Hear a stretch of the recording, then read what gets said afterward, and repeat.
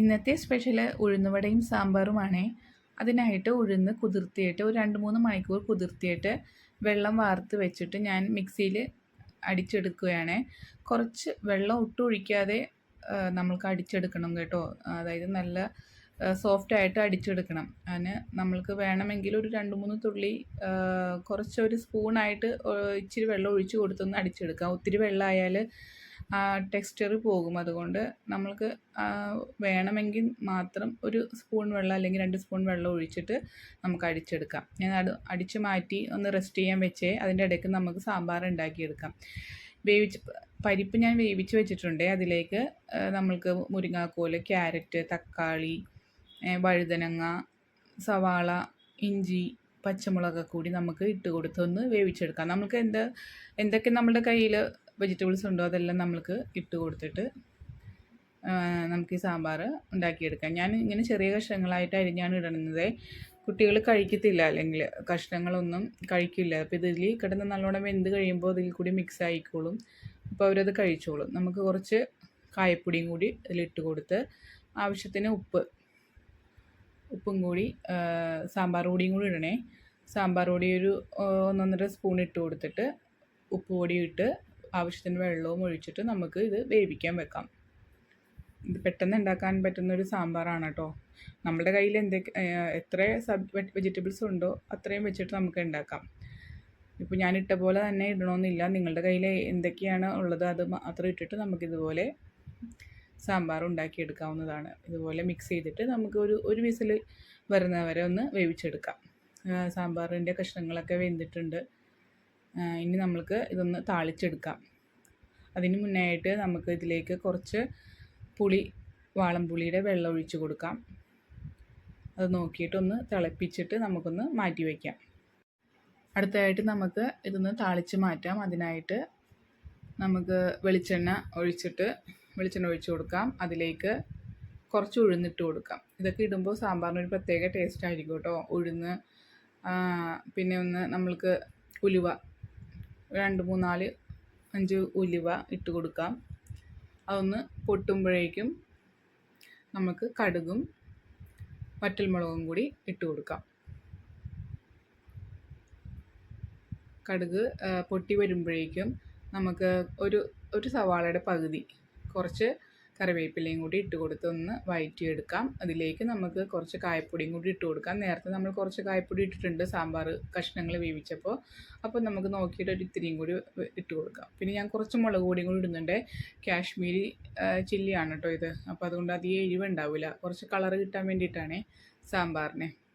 നമ്മൾ സാമ്പാർ പൊടി മാത്രമല്ലേ ചേർത്തിട്ടുള്ളൂ. അപ്പോൾ കുറച്ച് കളറ് മുളക് പൊടിയും കൂടി ചേർക്കുമ്പോൾ കുറച്ചും കൂടി ഒരു കളർ കിട്ടും സാമ്പാറിന്. അപ്പോൾ നമ്മുടെ സാമ്പാർ ഏകദേശം എല്ലാം റെഡി ആയിട്ടുണ്ട്. ഇനി നമ്മൾക്കൊന്ന് തിളപ്പിച്ചെടുക്കാം.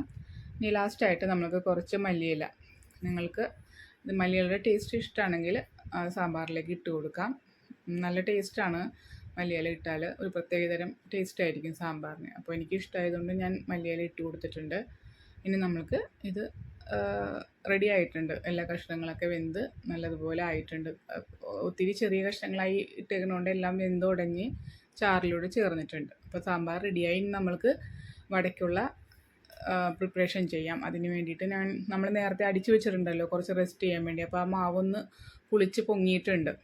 അപ്പോൾ ഒരു അരമണിക്കൂർ ഞാൻ വെച്ചായിരുന്നു. അതിലേക്ക് ഒരു സവാള, ഒരു 2 പച്ചമുളക്, ഒരു കഷ്ണം ഇഞ്ചി, വേപ്പില, പിന്നെ കുറച്ച് അരിപ്പൊടിയാണ് ഇട്ട് കൊടുക്കുന്നത്. കുറച്ച് ക്രിസ്പി ആയിട്ട് കിട്ടാൻ വേണ്ടിയിട്ടാണ് കേട്ടോ, ഉഴുന്നുവടയുടെ പുറം. അപ്പോൾ ഇതിലേക്ക് കുറച്ച് കുരുമുളക്,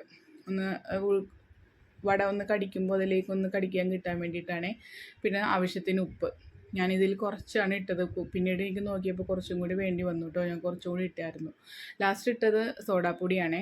കുറച്ച് സോഡാപ്പൊടിയും കൂടി ഇട്ടിട്ട് നമ്മൾക്ക് നല്ലതുപോലെ മിക്സ് ചെയ്തെടുക്കാം.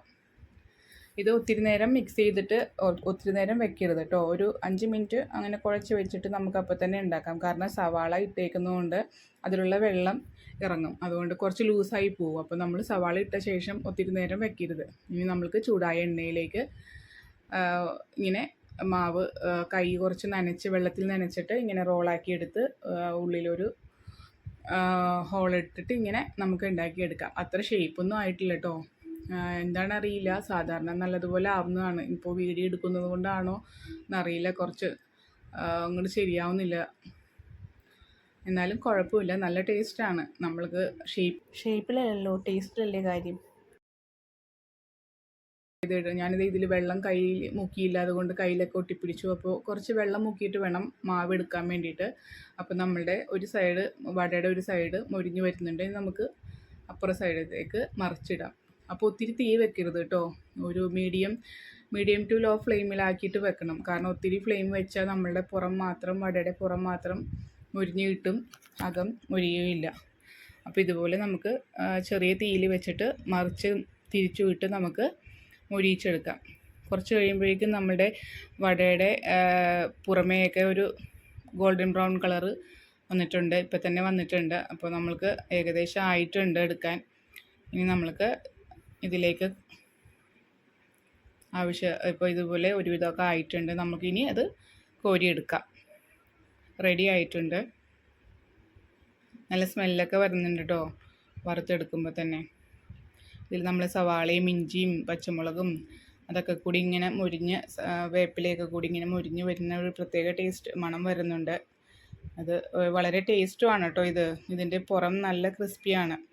ഞാനത് കുറച്ച് സൗണ്ട് കേൾപ്പിച്ച് തരാം നിങ്ങൾക്ക് എങ്ങനെയാണെന്നുള്ളത്. ഉള്ളു നല്ല സോഫ്റ്റുമാണ്, പുറം നല്ല ക്രിസ്പിയാണ്. അപ്പോൾ നമുക്കിത് ഇങ്ങനെ എടുത്ത് അടുത്തത് ട്രിപ്പായിട്ട് നമുക്ക് ഇടാം. ഞാൻ ഒരു ഗ്ലാസ് അരിയാണ് എടുത്തേക്കുന്നത്. അതിനൊരു 10-12 എണ്ണം കിട്ടിയായിരുന്നു എനിക്ക്. അപ്പോൾ